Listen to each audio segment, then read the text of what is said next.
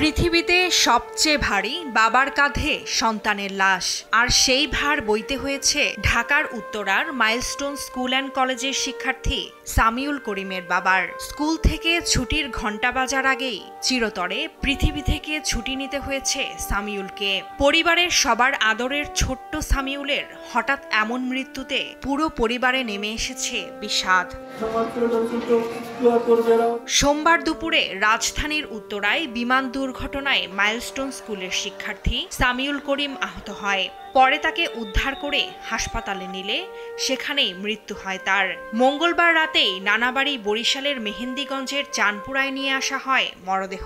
এ ঘটনায় পুরো এলাকা জুড়ে নেমে আসে শোকের ছায়া। এরকম একটা ঘটনা, ট্র্যাজিক ঘটনা যে ঘটেছে, সকলেই মর্মাহত এবং আমরা শোকাহত। সকালে মোস্তফা কামাল মাধ্যমিক বিদ্যালয় মাঠে সামিউলের জানাজায় দোয়া চাইতে গিয়ে কান্নায় ভেঙে পড়েন সামিউলের বাবা রেজাউল করিম। পরে তাকে পারিবারিক গোরস্থানে দাফনের মধ্য দিয়ে চিরবিদায় জানানো হয় সামিউলকে।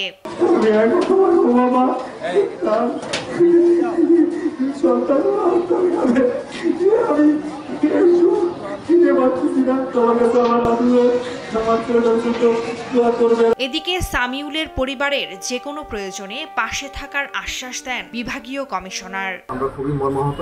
এখানে সরকারিভাবে যে ঘোষণা আসবে সেটা তো আসবেই, তাছাড়াও আমরা স্থানীয় প্রশাসন হিসেবে তাদের যদি কোনো প্রয়োজন সহযোগিতা লাগে সেক্ষেত্রে আমরা তাদের পাশে থাকতে আসবো। মেহেন্দিগঞ্জের চানপুর ইউনিয়ন পরিষদের সাবেক চেয়ারম্যান মোস্তফা কামালের নাতি নিহত সামিউল করিম মাইলস্টোন স্কুলের 7ম শ্রেণীর শিক্ষার্থী ছিলেন।